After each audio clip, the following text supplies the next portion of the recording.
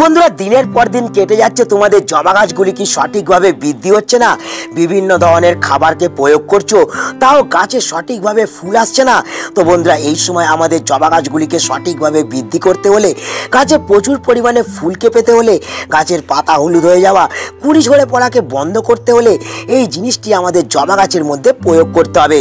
এই জিনিসটির ব্যবহারে আমাদের মরণাপন্ন গাছ যেমন সবুজ এবং সতেজ হয়ে উঠবে, তেমন গাছের মধ্যে সমস্ত ধরনের খাদ্য চাহিদাকে আমরা কিন্তু পূরণ করতে পারবো। তো কি এই তরল জিনিস, যার ফলে আমরা আমাদের জবা গাছ থেকে এতগুলি বেনিফিট পেতে পারবো? আজ এই সব তথ্যগুলিকে জানতে এবং বুঝতে হতে গেলে ভিডিওটা শুরু থেকে শেষ পর্যন্ত তোমাদের দেখতে হবে এবং অবশ্যই ভিডিও শুরুতে একটা লাইক করে দিতে হবে। যারা নতুন বন্ধু, চ্যানেলে প্রথম, অবশ্যই কিন্তু চ্যানেলটা সাবস্ক্রাইব করে রাখবে। তো বন্ধুরা, বর্ষাকাল হলো সঠিক সময় আমাদের প্রত্যেকটা জবা গাছকে দ্রুত বৃদ্ধি বিকাশ করার এবং প্রত্যেকটা জবা গাছ থেকে আমাদের অসংখ্য সংখ্যায় ফুল নেওয়ার। তাই বর্ষাকে কাজে লাগিয়ে আমাদের প্রত্যেকটা জবা গাছকে দ্রুত বৃদ্ধি বিকাশ করতে হলে, গাছ থেকে প্রচুর পরিমাণে আমাদের ফুল পেতে হলে যে কাজটাকে আমাদের এই সময় প্রথম করতে হবে, সেটা হচ্ছে গাছগুলোকে আমাদের সুস্থ রাখতে হবে। কারণ বন্ধুরা, গাছের বৃদ্ধি বিকাশ করার ক্ষেত্রে যে বিষয়টা এই সময় আমাদের বাধা হয়ে দাঁড়ায়, সেটা হচ্ছে ফাঙ্গাসের আক্রমণ। এই সময় যদি আমরা আমাদের গাছকে সুস্থ রাখতে না পারি, তাহলে গাছগুলো যেমন আমাদের সঠিকভাবে বৃদ্ধি হবে না, তেমন গাছ থেকে আমরা সঠিকভাবে ফুল পাবো না। বছরের পর বছর কেটে যাবে, গাছের পাতা হলুদ হওয়াকে আমরা বন্ধ করতে পারবো না। তাই এই সময় আমাদের এই সমস্যা থেকে মুক্তি পেতে গেলে যে কাজটাকে করতে হবে, সেটা হলো এই সময় আমাদের জবা গাছের মাটির মধ্যে নানান রকমের কিন্তু আগাছা জন্মাতে লক্ষ্য করা যায় এবং সেই আগাছাগুলোকে আমাদের এই সময় কিন্তু সময়ে সময়ে পরিষ্কার করতে হবে।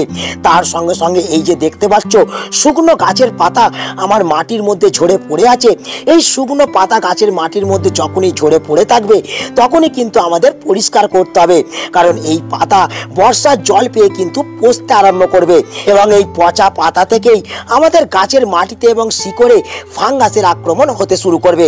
তাই এই সময় আমরা আগাছা এবং এই শুকনো পাতাকে মাটি থেকে পরিষ্কার করার পাশাপাশি মাটিটাকে আমরা 6 থেকে 7 দিন অন্তর অন্তর আমরা কিন্তু একটুখানি খুঁজে দেবো।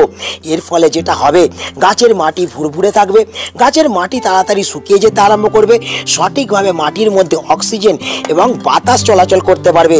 তার ফলে সহজে গাছের মাটির মধ্যে কিন্তু ফাঙ্গাস আক্রমণ হবে না। আমাদের গাছগুলো বর্ষার শুরু থেকে বর্ষার শেষ পর্যন্ত সুস্থ থাকবে।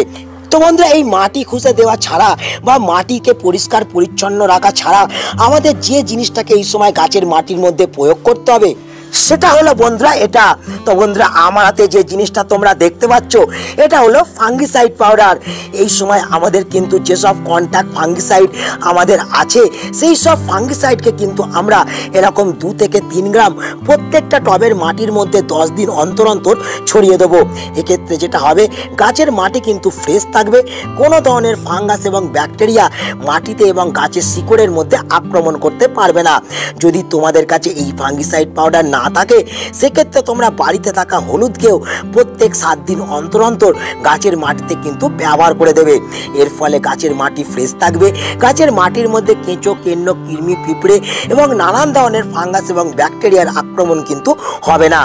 এর ফলে যেমন আমাদের প্রত্যেকটা গাছ সুস্থ, সবল এবং সতেজ থাকবে, তার সঙ্গে সঙ্গে গাছ থেকে আমরা কিন্তু অসংখ্য সংখ্যায় ফুল এবং কুঁড়িকে লক্ষ্য করতে পারবো।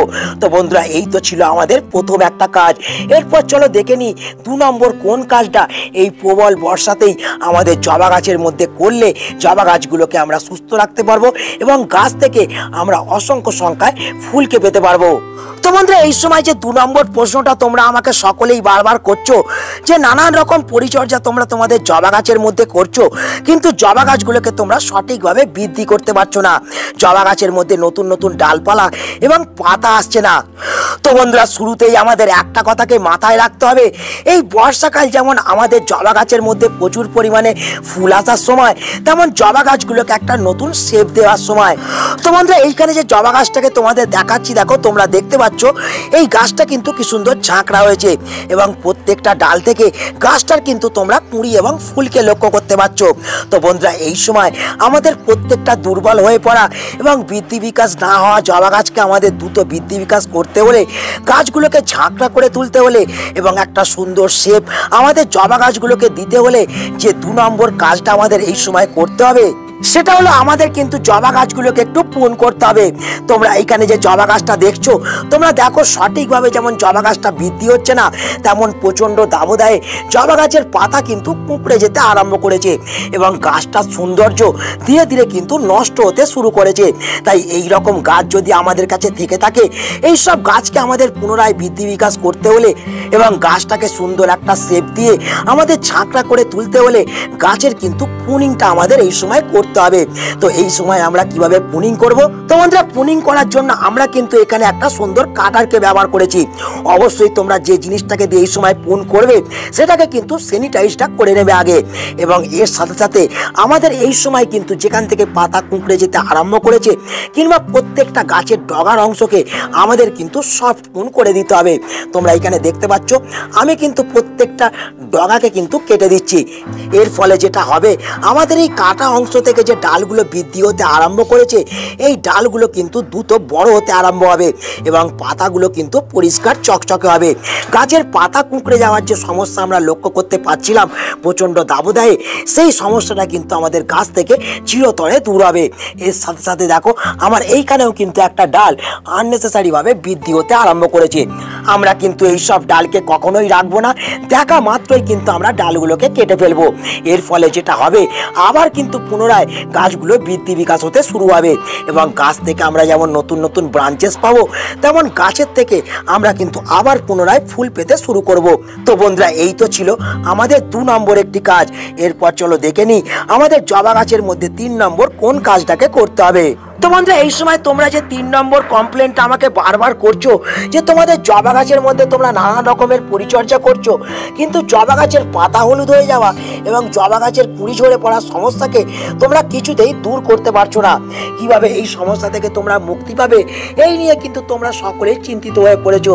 তো বন্ধুরা, আমাদের জবা গাছের পাতা হলুদ হয়ে যাওয়া এবং কুড়ি ঝরে পড়ার সমস্যাকে দূর করতে হলে এই সময় আমাদের যে কাজটা করতে হবে, আমাদের গাছের মাটিটাকে কিন্তু আমাদের ভালো করে চেক করতে হবে।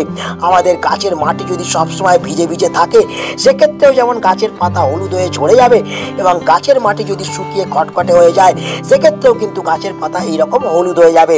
তাই এক্ষেত্রে আমাদের যেটা মাথায় রাখতে হবে, আমাদের জবা গাছের মাটিকে কিন্তু আমাদের এই প্রবল বর্ষা চলাকালীন সব সময় ময়েশ্চার রাখতে হবে।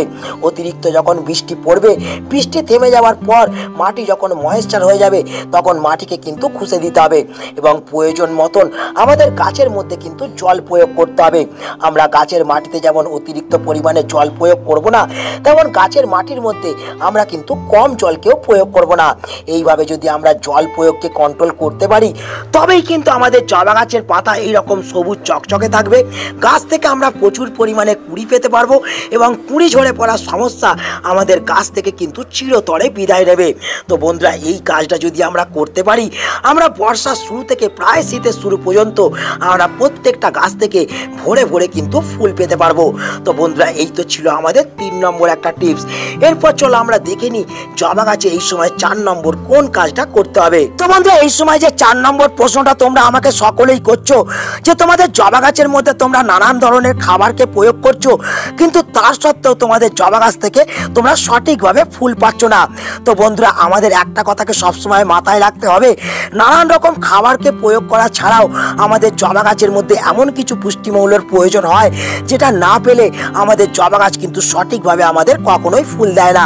গাছের মধ্যে কুঁড়ি আসতে চায় না, যদিও বা কুঁড়ি আসতে শুরু করে, সেই কুঁড়িগুলি ফুটে ফুলে পরিণত হওয়ার আগেই গাছ থেকে ঝরে পড়ে যায়। তো বন্ধুরা, আমাদের জবা গাছের মধ্যে নানান রকম খাবার প্রয়োগ করা ছাড়া আমরা যদি সেই সব খাদ্য চাহিদাকে আমাদের জবা গাছের মধ্যে মেটাতে পারি, তবেই কিন্তু আমরা আমাদের জবা গাছ থেকে সারা বছর ভরে ফুল পেতে পারবো এবং প্রত্যেকটা জবা গাছের কুঁড়ি ঝরে পড়া এবং পাতা হলুদ হওয়াকে আমরা বন্ধ করতে পারবো। তো কি সেই গুরুত্বপূর্ণ খাদ্যমৌল যার ফলে আমরা জবা গাছ থেকে এতগুলো বেনিফিট পেতে পারবো? তো বন্ধুরা, সেই জিনিসটা হলো এইটা। তো আমার হাতে যে জিনিসটা তোমরা দেখতে পাচ্ছ, এই তরল সারটাকে যদি আমরা আমাদের জবা গাছের মধ্যে প্রয়োগ করি, তবেই কিন্তু আমাদের জবা গাছ থেকে আমরা প্রচুর পরিমাণে ফুল পেতে পারবো এবং প্রত্যেকটা জবা গাছের কুঁড়ি ঝরে পড়া, পাতা হলুদ হওয়াকে আমরা এই সময় বন্ধ করতে পারবো। যেসব জবা গাছ আমাদের মরণাপন্ন অবস্থা হয়ে পড়েছে, সেই সব জবা গাছকে আমরা পুনরায় কিন্তু কিন্তু সুস্থ করে তুলতে পারবো। তো কিভাবে এই খাবারটিকে আমাদের তৈরি করতে হবে, কিভাবে এই খাবারটিকে আমরা গাছের মধ্যে প্রয়োগ করব, তো চলো সেটা এবার দেখে নেওয়া যাক। তো বন্ধুরা, এই খাবারটিকে তৈরি করতে আমাদের যেটা লাগবে সেটা হচ্ছে জল। তোমরা দেখতে পাচ্ছ আমি এখানে 1 লিটার জল নিয়ে নিয়েছি এবং এই জলের সঙ্গে আমাদের এবার যেটা লাগবে সেটা হচ্ছে এটা হচ্ছে বন্ধুরা কফি, যা আমরা সকলে খেয়ে থাকি। এই কফি একটা অ্যাসিডিক জিনিস হওয়ার ফলে আমাদের গাছে কিন্তু দ্রুত হারে ফুল আনতে সাহায্য করে, তার সঙ্গে সঙ্গে দুর্বল হয়ে পড়া গাছকে কিন্তু পুনর্জীবন দিতে পারে। এখানে 1 লিটার জলের মধ্যে আমি কিন্তু 1 চামচ কফি পাউডারকে দিয়ে দিচ্ছি এবং এর সঙ্গে আমাদের যেটা লাগবে সেটা হচ্ছে বন্ধুরা অনুখাদ্য। তো এখানে দেখো বন্ধুরা, আমি কিন্তু অ্যাগ্রোমিন ম্যাক্স নিয়ে নিয়েছি। এখানে 1 লিটার জলের জন্য আমি কিন্তু 1/2 চামচ অ্যাগ্রোমিন ম্যাক্স এবং তার সঙ্গে সঙ্গে আমি কিন্তু কফি পাউডারকে সুন্দরভাবে জলের সঙ্গে গুলে নিচ্ছি। এই যে তরল জিনিসটা বন্ধুরা তৈরি হলো, এই তরল জিনিসটাকে কিন্তু আমাদের জবা গাছের মধ্যে প্রয়োগ করলেই আমরা কিন্তু সমস্ত ধরনের খাদ্য চাহিদাকে দূর করতে পারবো এবং জবা গাছ থেকে আমরা প্রচুর পরিমাণে ফুল পেতে পারবো। তো চলো কতটা পরিমাণে এই জিনিসটাকে আমাদের ব্যবহার করতে হবে আমাদের জবা গাছের মধ্যে সেটা আমরা দেখে নিই। তো বন্ধুরা, এখানে যে টবটা তোমরা দেখতে পাচ্ছ এটা কিন্তু একটা 10 ইঞ্চি টব এবং এই 10 ইঞ্চি টবের জন্য আমরা এই যে জিনিসটাকে ব্যবহার করব এটা কিন্তু 250 ml ব্যবহার করব। তো এখানে তোমরা দেখো আমি কিন্তু এই পাত্রের মধ্যে 250 ml দ্রবণটা নিয়ে নিয়েছি এবং গাছের মাটির মধ্যে এই দ্রবণটাকে কিন্তু আমি প্রয়োগ করে দিচ্ছি। এই জিনিসটাকে বন্ধুরা আমাদের প্রয়োগ করতে হবে প্রত্যেক 15 দিন অন্তর অন্তর। আমরা যদি সময়ে সময়ে এই জিনিসটা প্রয়োগ করতে পারি তাহলে আমাদের প্রত্যেকটা জবা গাছে প্রচুর পরিমাণে আমরা ফুল পাবো, প্রত্যেকটা জবা গাছকে আমরা দ্রুত হারে বৃদ্ধি করতে পারবো। তো বন্ধুরা, এই বর্ষার শুরু থেকে বর্ষার শেষ পর্যন্ত সময় আমরা যদি এই কয়েকটি কাজকে করতে পারি আমাদের জবা গাছের মধ্যে, তাহলে আমাদের জবা গাছ থেকে যেমন আমরা প্রচুর পরিমাণে ফুল পাবো, তেমন প্রত্যেকটা জবা গাছকে আমরা দ্রুত হারে বৃদ্ধি বিকাশ করতে পারবো। জবা গাছের পাতা হলুদ হয়ে যাওয়া এবং কুড়ি ঝরে পড়ার সমস্যাকে আমরা কিন্তু চিরতরে গাছ থেকে বিদায় দিতে পারবো। তো বন্ধুরা, আজকে এখানেই আমি ছোট্ট ভিডিওটাকে শেষ করছি। আশা করি এই ভিডিওটা তোমাদের সকলের কাজে লেগেছে। যদি ভিডিওটা ভালো লাগে তাহলে অবশ্যই ভিডিওটাকে একটা লাইক করে দেবে, তোমাদের বন্ধুদের কাছে শেয়ার করে দেবে। যারা নতুন বন্ধু চ্যানেলে প্রথম অবশ্যই কিন্তু কার্তিক হর্টিকালচারকে সাবস্ক্রাইব করে রাখবে। তো বন্ধুরা, দেখা হচ্ছে আবার একটা নতুন ভিডিওতে। সকলে ভালো থেকো, নমস্কার।